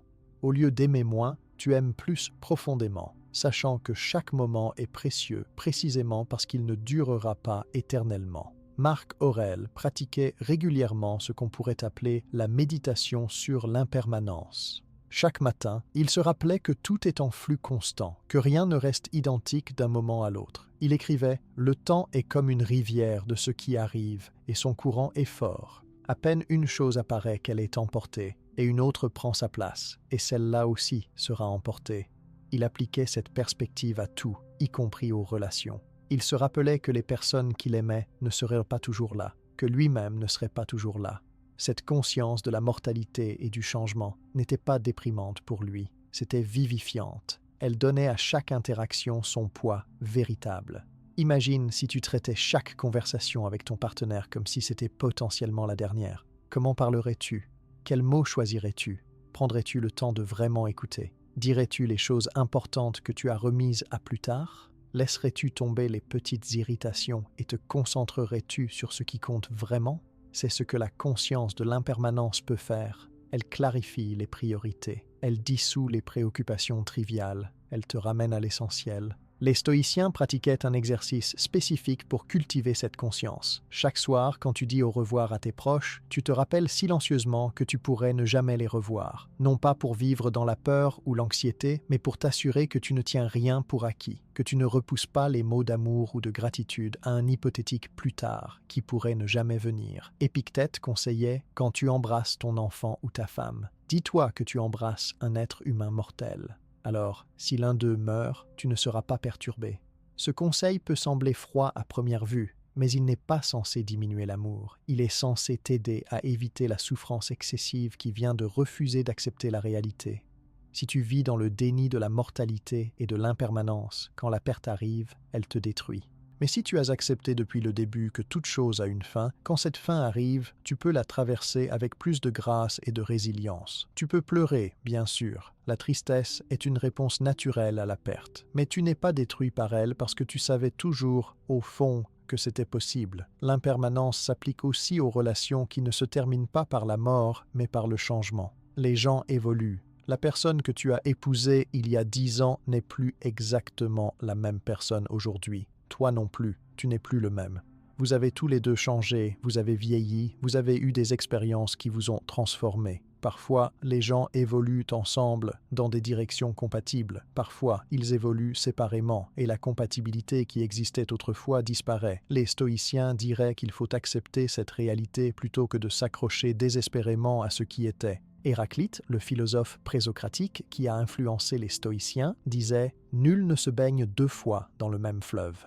Ce qu'il voulait dire, c'est que le fleuve est en changement constant, et toi aussi tu changes. Quand tu retournes au fleuve, ce n'est plus le même fleuve, et tu n'es plus la même personne. Cette vérité s'applique aux relations. La relation que tu as avec quelqu'un aujourd'hui n'est pas exactement la même que celle que tu avais hier. Chaque jour apporte des changements subtils. La question est, pouvez-vous évoluer ensemble de manière à maintenir la compatibilité et la connexion? Parfois oui, parfois non. Il y a une sagesse à reconnaître quand une relation a suivi son cours naturel. Notre culture a une vision très rigide. Une relation réussie est une relation qui dure éternellement, ou jusqu'à la mort dans le cas du mariage. Une relation qui se termine est considérée comme un échec, mais les stoïciens auraient une vue plus nuancée. Ils diraient qu'une relation réussie est une relation où les 2 personnes se sont traitées avec respect et ont contribué positivement à la vie de l'autre pendant la durée de la relation. Si après 5 ans, 10 ans, 20 ans, vous réalisez que vous avez évolué dans des directions différentes et que continuer ensemble ne sert ni l'un ni l'autre, il n'y a pas de honte à se séparer avec gratitude pour le temps partagé et respect mutuel. Bien sûr, cela ne signifie pas abandonner à la première difficulté. Les stoïciens valorisent favorisait l'engagement et la persévérance. Il ne conseillerait pas de partir simplement parce que les choses deviennent difficiles ou parce que tu es temporairement insatisfait. Mais il y a une différence entre traverser une période difficile dans une relation fondamentalement solide et s'accrocher à une relation qui n'existe plus véritablement que par peur du changement ou de la solitude. Marc Aurèle écrivait sur l'acceptation du destin, ce qu'on appelle amor fati dans la philosophie stoïcienne. Aimer son destin, quoi qu'il apporte.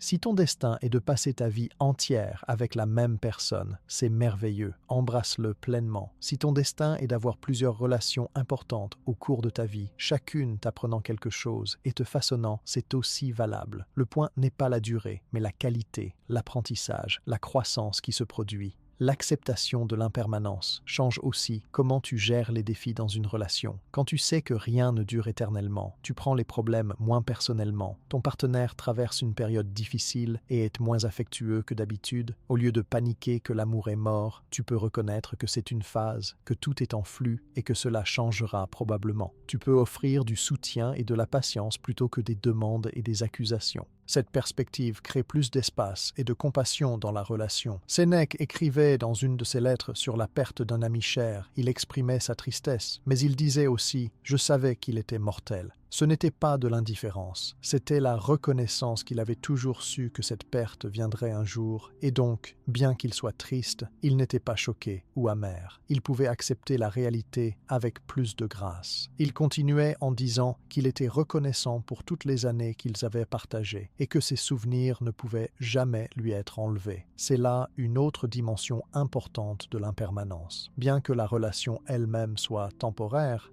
l'impact qu'elle a sur toi est permanent. Les leçons apprises, les souvenirs créés, les façons dont tu as été changé par la relation, tout cela reste avec toi-même après que la relation se termine. Dans ce sens, rien n'est vraiment perdu. Les stoïciens croyaient que tout ce qui t'arrive peut être utilisé pour ta croissance si tu choisis de le voir ainsi. Chaque relation, qu'elle se termine bien ou mal, qu'elle dure 2 mois ou 30 ans, t'offre des leçons sur toi-même, sur les autres, sur l'amour, sur la vie. Cette nuit, prends un moment pour contempler l'impermanence. Pense aux personnes importantes dans ta vie. Reconnais silencieusement que ta relation avec chacune d'elles changera et finira éventuellement. Ne fuis pas cette vérité inconfortable. Assieds-toi avec elle, respire avec elle et remarque ce qui se passe. Est-ce que cela te rend triste, anxieux, ou peut-être est-ce que cela te rend plus appréciatif, plus présent, plus déterminé à ne rien tenir pour acquis? Demain, quand tu interagiras avec les gens que tu aimes, laisse cette conscience de l'impermanence te guider. Sois un peu plus patient. Dis les mots d'amour et d'appréciation que tu pourrais autrement garder pour toi.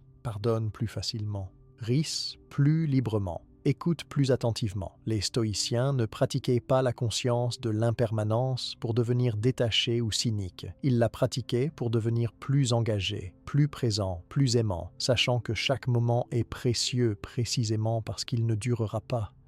C'est comme regarder un coucher de soleil. Tu sais qu'il ne durera que quelques minutes. Est-ce que cela te fait moins l'apprécier? Non, cela te fait l'apprécier plus intensément.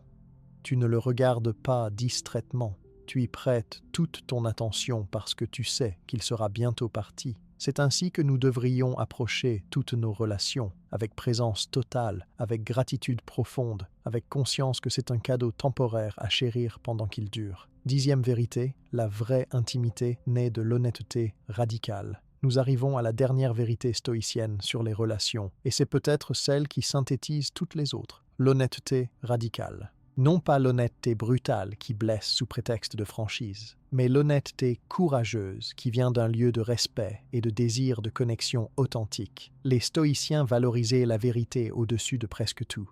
Ils croyaient que vivre dans l'illusion, le mensonge ou l'auto-tromperie était une forme d'esclavage. Seule la vérité peut te libérer et te permettre de vivre avec intégrité. Dans les relations, cette même logique s'applique. Seule l'honnêteté radicale peut créer une véritable intimité. Épictète disait « Décide d'abord quelle sorte de personne tu veux être, puis fais ce que tu dois faire ». Il parlait de l'importance d'avoir des principes clairs et de vivre en accord avec eux. Un de ces principes fondamentaux pour les stoïciens était l'honnêteté. Si tu veux être une personne d'intégrité, tu dois dire la vérité, même quand c'est difficile, même quand cela pourrait te rendre vulnérable, même quand ce serait plus facile de mentir ou d'omettre. Mais l'honnêteté dans les relations ne concerne pas seulement éviter les mensonges évidents. Elle concerne être vrai sur qui tu es, ce que tu ressens, ce que tu veux, ce dont tu as peur. Trop souvent, nous entrons dans les relations en portant des masques. Nous présentons une version éditée de nous-mêmes, montrant uniquement nos bons côtés, cachant nos insécurités, nos peurs, nos défauts. Au début, cela peut sembler fonctionner. L'autre personne est impressionnée par cette version polie de toi. Mais avec le temps, maintenir le masque devient épuisant. Et surtout, tant que tu portes un masque, tu ne peux jamais être vraiment vu ou vraiment connu. L'autre personne aime le masque, pas le vrai toi. Et quelque part au fond, tu sais cela, ce qui crée un sentiment de solitude, même au sein de la relation. Marc Aurèle écrivait dans ses méditations avec une honnêteté brutale sur ses propres défauts et luttes. Il ne se présentait pas comme parfait ou comme ayant toutes les réponses. Il reconnaissait ses moments de faiblesse, ses frustrations, ses doutes. Cette honnêteté avec lui-même était la fondation de sa capacité à vivre avec intégrité. Dans les relations, cette même honnêteté avec soi-même est le point de départ. Tu dois d'abord être capable de te voir clairement, d'admettre tes défauts, tes besoins, tes patterns malsains. Ensuite, seulement peux-tu partager cette vérité avec l'autre.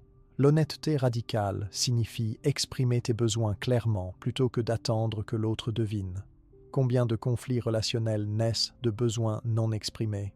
Tu es blessé parce que ton partenaire n'a pas fait quelque chose, mais tu ne lui avais jamais dit que c'était important pour toi.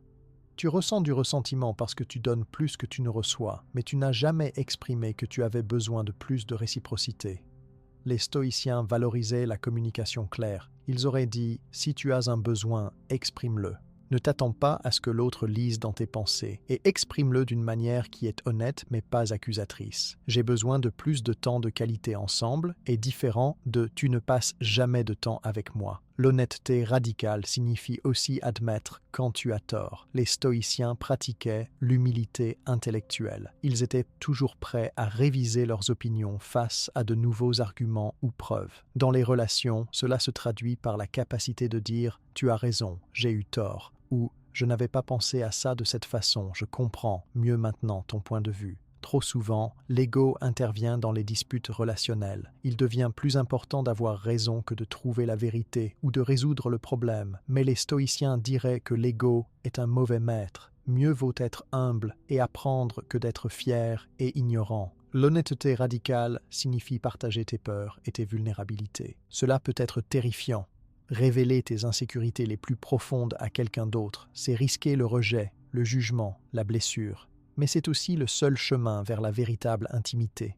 Quand tu révèles ta vulnérabilité et que l'autre la reçoit avec compassion, un lien profond se crée. Tu as été vu dans ta totalité, pas seulement dans tes forces mais aussi dans tes faiblesses, et tu as été accepté quand même. C'est ce que signifie vraiment être aimé non pas malgré tes défauts, mais incluant tes défauts.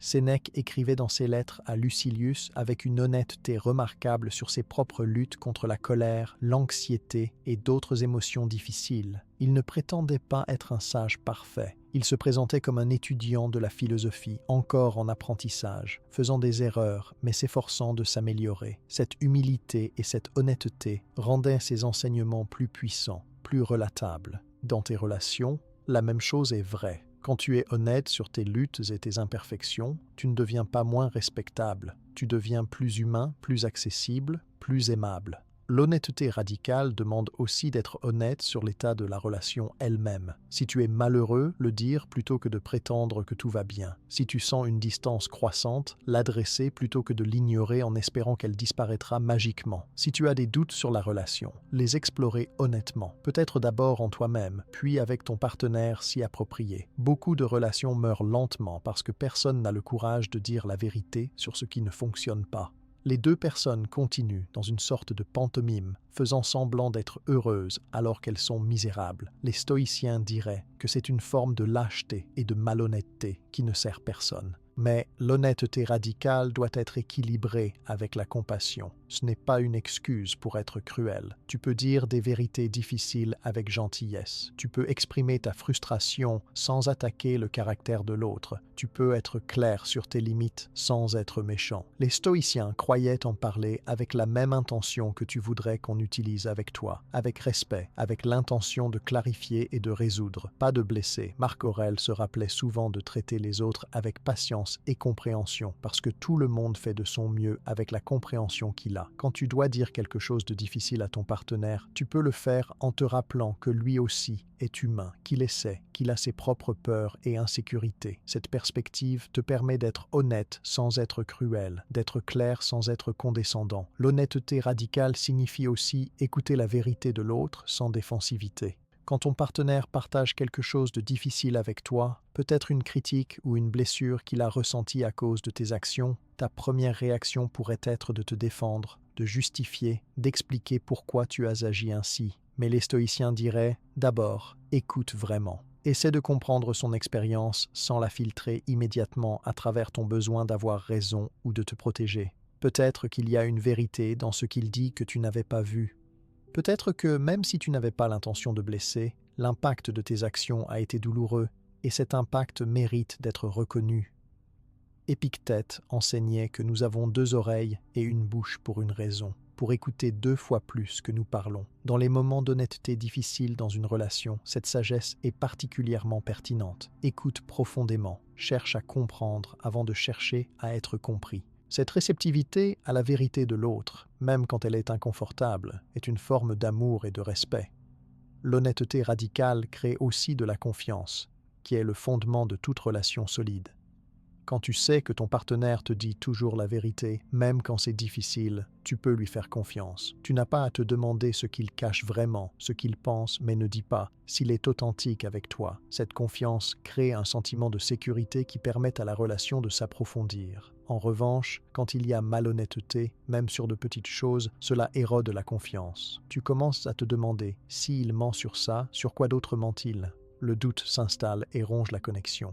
Les stoïciens croyaient que la vérité était toujours préférable au mensonge, même quand la vérité est douloureuse. Ils auraient dit que si la vérité va détruire une relation, alors cette relation était basée sur une fondation fragile de toute façon, et il vaut mieux qu'elle se termine maintenant plutôt que de continuer dans l'illusion. C'est une perspective difficile, mais il y a une certaine sagesse en elle. Une relation qui ne peut survivre à la vérité n'est pas une relation solide. Bien sûr, l'honnêteté radicale demande du courage. C'est plus facile de garder la paix superficielle en évitant les sujets difficiles. C'est plus facile de présenter une façade que de montrer ton vrai moi imparfait. C'est plus facile de laisser les petits ressentiments s'accumuler plutôt que de les adresser. Mais les stoïciens diraient que la voie facile mène rarement à une vie bonne. Le courage de la vérité, le courage de la vulnérabilité, le courage de l'authenticité, c'est ce qui construit des relations qui ont de la profondeur et de la résilience. Cette nuit, la dernière réflexion que je t'offre est celle-ci. Examine ton niveau d'honnêteté dans tes relations. Portes-tu des masques? Caches-tu des parts importantes de toi-même? As-tu des besoins ou des sentiments non exprimés? Y a-t-il des vérités difficiles que tu évites de dire parce que tu as peur? Y a-t-il des mensonges, même petits, que tu entretiens? Demain, tu peux choisir de faire un pas vers plus d'honnêteté. Peut-être que c'est partager quelque chose que tu as gardé pour toi. Peut-être que c'est admettre un tort. Peut-être que c'est exprimer un besoin clairement. Peut-être que c'est écouter vraiment quand l'autre partage sa vérité avec toi. Les 10 vérités stoïciennes que nous avons explorées ensemble cette nuit ne sont pas faciles. Elles demandent de la maturité, du courage, de la pratique constante. Tu ne peux contrôler que toi-même. L'attachement excessif crée la souffrance. Les attentes détruisent les relations. La solitude dans la relation est nécessaire. L'amour véritable est un choix rationnel. Tu dois d'abord être en paix avec toi-même. Les conflits révèlent le caractère. La vertu doit guider tes choix. Accepte l'impermanence. Et enfin, la vraie intimité naît de l'honnêteté radicale. Ces vérités peuvent sembler difficiles, peut-être même dures au premier abord. Elles vont à contre-courant de beaucoup de ce que notre culture nous enseigne sur l'amour et les relations. Mais elles viennent de millénaires de sagesse, de philosophes qui ont vécu des vies complètes, qui ont connu l'amour et la perte, qui ont réfléchi profondément sur ce qui crée une vie bonne.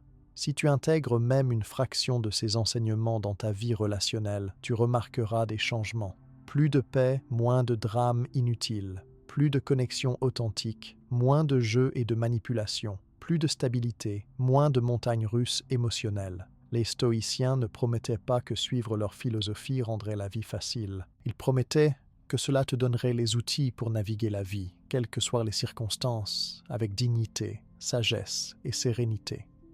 Dans les relations, ces qualités sont inestimables. Elles te permettent d'aimer pleinement tout en restant ancré en toi-même. Elles te permettent de donner généreusement sans te perdre. Elles te permettent de recevoir avec gratitude sans devenir dépendant. Elles te permettent de rester quand c'est sage et de partir quand c'est nécessaire. Elles te donnent le discernement pour connaître la différence. En cette fin de nuit, alors que tu te prépares à t'endormir, laisse ces enseignements se déposer doucement dans ton esprit. Tu n'as pas besoin de tout retenir. Tu n'as pas besoin de tout mettre en pratique dès demain. Laisse simplement les graines de ces idées être plantées. Avec le temps, elles germeront et grandiront. Tu te retrouveras, dans un moment de conflit, te rappelant de respirer et de choisir ta réponse plutôt que de réagir impulsivement. Tu te retrouveras, dans un moment de frustration, te rappelant que tu ne peux pas contrôler l'autre, mais seulement toi-même. Tu te retrouveras, dans un moment de peur, te rappelant que ton bonheur ne dépend pas entièrement d'une autre personne. Ces moments de rappel, ces petits changements dans ta façon de penser et d'agir s'accumuleront avec le temps. Et un jour, tu regarderas en arrière et tu réaliseras que tes relations se sont transformées. Non pas parce que les autres ont changé, mais parce que tu as changé. Tu es devenu plus sage, plus patient, plus aimant, plus honnête, plus courageux. Tu es devenu plus toi-même, plus aligné avec tes valeurs, plus en paix avec qui tu es. Et depuis cet endroit de force intérieure et de clarté, toutes tes relations s'épanouissent d'une nouvelle manière. Les stoïciens croyaient que la philosophie n'était pas juste une activité intellectuelle. C'était un mode de vie, une pratique quotidienne, un art d'apprendre à vivre bien. Marc Aurèle, Épictète et Sénèque ont écrit leurs pensées non pas pour créer des théories abstraites, mais pour se guider eux-mêmes et guider les autres à travers les défis réels de la vie humaine. Les relations sont un de ces défis majeurs. Elles peuvent être source de joie immense et de croissance profonde. Elles peuvent aussi être source de souffrance intense et de stagnation. La différence réside dans la sagesse avec laquelle tu les approches. Cette nuit a été un voyage à travers cette sagesse. Tu as écouté, réfléchi. Peut-être que certaines vérités ont résonné profondément. Peut-être que d'autres t'ont mis mal à l'aise. C'est normal et bon. L'inconfort signifie souvent que quelque chose de vrai a touché une corde sensible. Quelque chose que tu sais au fond mais que tu as évité de reconnaître pleinement.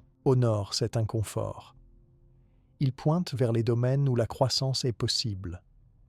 Maintenant, il est temps de laisser ses pensées se reposer. Ferme les yeux. Respire profondément. Sens le poids de ton corps sur le lit. Laisse aller les tensions de la journée. Laisse aller les préoccupations sur tes relations.